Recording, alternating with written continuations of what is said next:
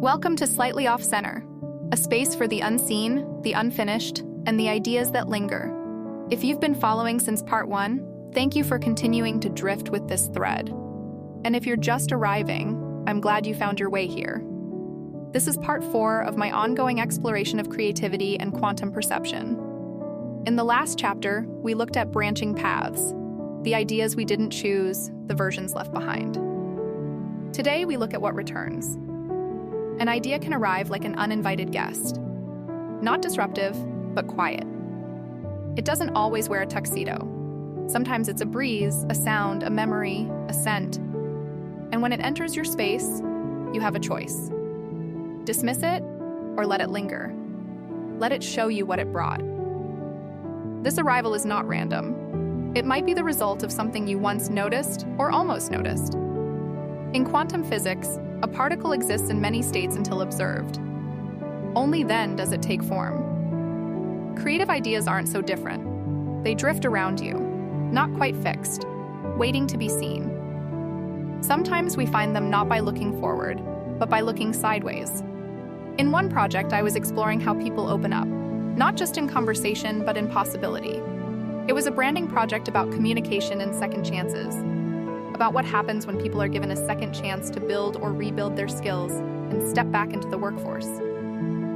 Instead of just searching in English, I typed a few Chinese words. Suddenly, new visual possibilities appeared. They weren't new words, but they opened something that had been closed. Language is like particles too. Letters, characters, they exist as fragments until they're joined into meaning. A sentence doesn't always start with logic. It starts with resonance. The idea wasn't invented. It was already there. I just hadn't looked in that direction. We often say we remember something, but in creative work, memory isn't just the past. It's the present version of something returning. In one of my biggest web projects, I had to build something scalable. It felt new. But the answer came from a technique I used years ago: dynamic templates, smart plugin stacking. The moment of remembering wasn't just recall. It was collapse. Like the past arriving to meet the present. Not as a copy, but as a thread you're ready to hold again. Memory is a kind of time travel. We don't go anywhere, but suddenly we're there. The street you once walked, the smell of a dish your mother made, the sound of your childhood window, and it shapes the now. Creativity often loops through time. Fashion returns, trends recycle. But something always feels different. Because it is. Because you are. Shaped by every memory, decision, and moment that brought you here. Earlier, I shared this. A huge number of timelines exist in our mind. Most collapse without us knowing.